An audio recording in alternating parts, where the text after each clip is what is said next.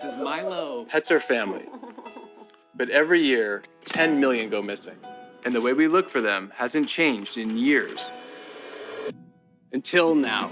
One post of a dog's photo in the Ring app starts outdoor cameras looking for a match. Search Party from Ring uses AI to help families find lost dogs. Since launch, more than a dog a day has been reunited with their family. Be a hero in your neighborhood with Search Party. Available to everyone for free right now. Join the neighborhood at ring.com. Amazon Super Bowl ad for Rin's new Search Party feature was framed as a feel-good story. AI helping neighbours locate a lost dog. But look closer, and the imagery isn't just cute pups and wagging tails. It's a marketing pitch for ubiquitous, networked surveillance. Backed by a company with a long history of privacy blunders and law enforcement entanglements. What Amazon pitched as community help is built on a technology that can scan hundreds of thousands of Ring cameras across a neighborhood to find a visual match. Critics pointed out what should be obvious. If AI can scan for a pet, there's nothing technically stopping the same infrastructure from being used to find people or objects. Just a feature flag away. Ring hasn't been a privacy paragon. For years, Ring allowed police departments to request users' camera footage without a warrant, including in ways that weren't transparent to users. Something the company only publicly acknowledged after political scrutiny. Ring later ended the request for assistance feature that let law enforcement request videos through the Neighbours app. But only after sustained backlash, police can still obtain footage with vague emergency logic. A US senator's investigation found Ring had no internal restrictions on how law enforcement could store, share, or retain footage once it was obtained.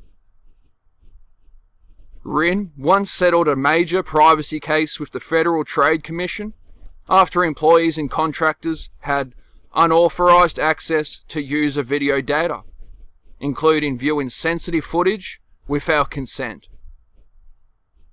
These aren't just edge cases. They show a systematic approach to data access, not just data collection. One of the most powerful mechanisms for normalization is default settings. Ring's new AI features, including Search Party and AI motion alerts, are reported to be automatically enabled unless users manually turn them off. That means most people won't even realize they are part of an interconnected scanning network until something happens. This is exactly the kind of design privacy researchers call a dark pattern. Tech that makes the default the most persuasive form of data collection, relying on user apathy to keep participation high. Amazon often says that footage sharing is optional, and that Search Party cannot process human biometrics. But what's telling is, many Ring privacy claims historically changed only after public or political pressure. The same company once built partnerships with thousands of law enforcement agencies, and its infrastructure was used as a de facto police camera network. Independent reports and user threads suggest fears that once the tech exists, it cannot be repurposed, even if the company says it won't today. Put another way, guarantees today don't bind future corporate incentives. The heart of the concern isn't the cute pet finder pitch. It's not even just privacy in the abstract. It's infrastructure creep, the way surveillance systems get rolled out for one main purpose, then evolve into something broader. Facial recognition tools once sold as optional ended up integrated into police and corporate systems. Ring's shared police partnerships faded and then resurfaced in new forms, showing how corporate law enforcement boundaries shift. What starts as helpful AI for pets can be repurposed into tracking for security, law enforcement, or commercial data markets. Real-world history suggests that once you build a surveillance pipeline, the ability to expand its use quietly, through default settings, new terms of service, or integrated data networks, is always there.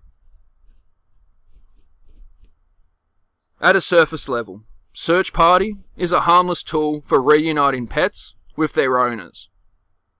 But when you connect it to Amazon's history of data access controversies, police collaborations, and privacy compromises, the feature suddenly looks less like a friendly neighborhood tool and more like another piece in a broader surveillance ecosystem. Two realities exist. There are real benefits.